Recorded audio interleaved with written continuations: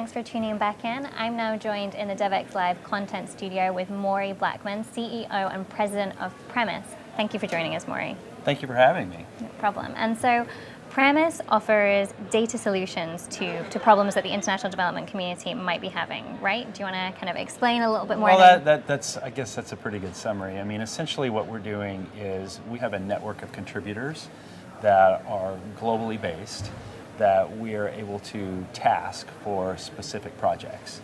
So from an international development perspective, agencies who want to have boots on the ground in the various places where they might work, we offer that capability where they can reach out and touch them on a moment's notice.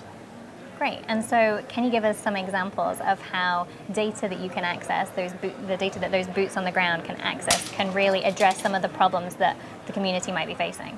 Well, I think that, kind of the biggest issue that we see, and one of the topics that came up today at the conference was, how do you iterate? How do you implement a program that is lean and you can continue to develop it over time? And so essentially what we do is we provide a continuous stream of data.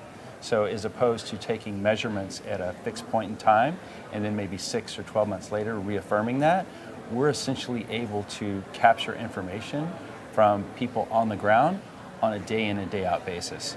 So we really take the measurement process from being 6 to 12 months down to daily intervals, which is very valuable when you design your program, because as you maneuver through the situations that you're faced with, we're essentially providing you with a data stream that's in effect a steering wheel, so you can kind of change directions here and there.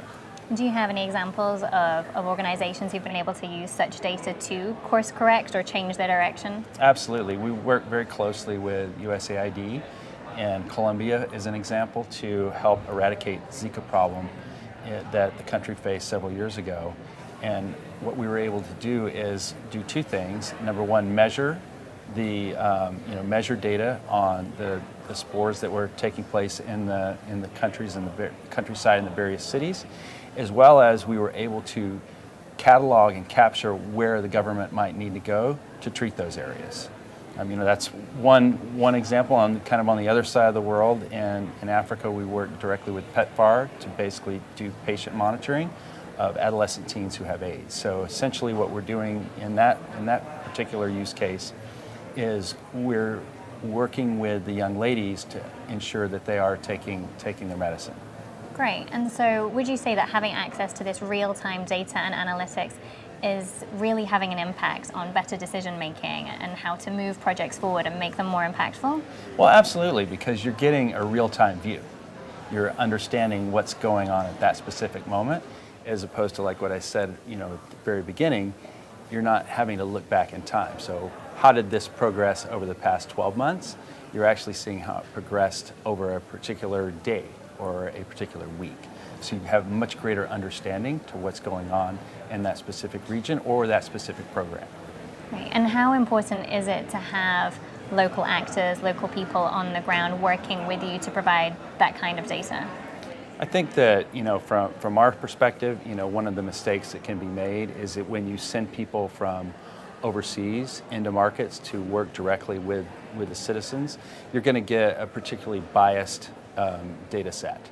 And so what we feel very strongly about is by working directly with people on the ground from those locations, you get a more natural and pure data set that we can rely on. That's, to us, kind of the golden egg here, is to be able to really touch them with people that are from those regions. Great. And we were talking a little bit earlier just there about how there are all these new data solutions to provide answers and real-time information to questions that really can impact change or make the work that we do in the community more effective at critical moments in time. Do you think that there is enough knowledge within the sector about some of the technology that is available to answer these questions and provide this information in that, spur of the moment time? Yeah, I think this is kind of kind of a self-serving statement on my part, being the CEO of Premise, is that I believe that one of the jobs that we have to do is we have to make people aware of what the capabilities of our software and technology is and how it can basically help these projects. Because one of the challenges when donors design these programs and they work with third parties, they do them years in advance. And so they're not normally thinking about the technology and how that will help the project. So, what our call to action is to make people generally aware of the power of data, the power of technology, and how we can really bring more transparency into these programs. And I know that Premise is still a relatively new company. Are there lessons that you're already picking up as you've been doing this work and implementing it that are key to perhaps other organizations? Well, I think the one thing that that I can say for certain is that we're trailblazers. We're basically breaking new ground in this space. So we learn something new every day, and we're really excited about being here at Devex to be able to share those experiences with the community. One of the most common things that I'm hearing today is that people are coming up and wanting to know what smartphone penetration looks like in the developing world.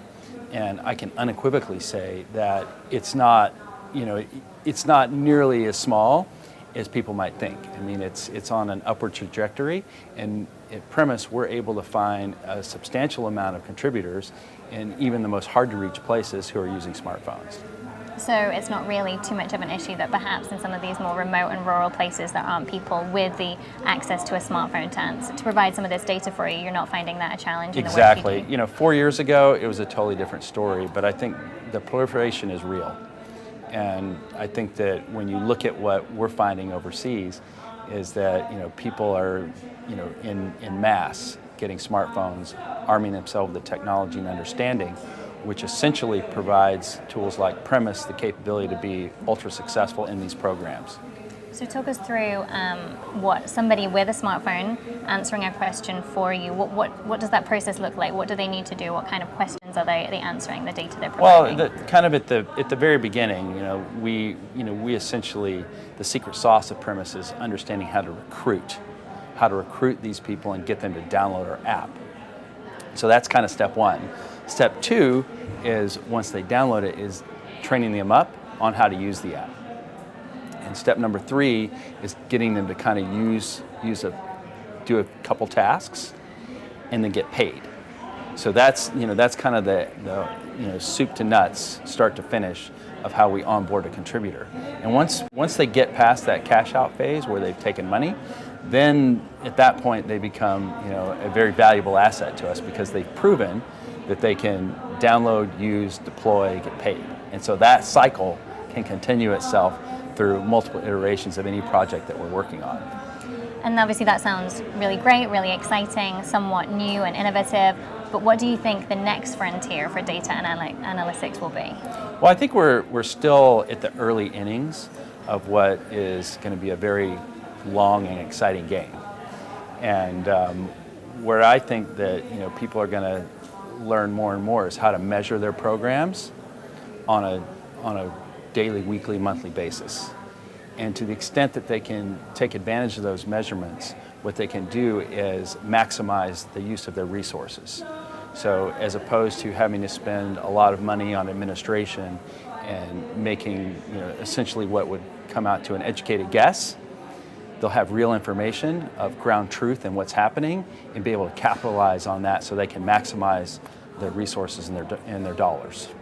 And finally, we're here at Devex World where there are multiple international organizations today, international development workers. Do you have a call to action for them around data and analytics? Well, start planning. I mean, make it core to your program. I mean, I think that one of the challenges that we see is that people are thinking about data analytics once the program gets launched. You need to start thinking about it at the beginning.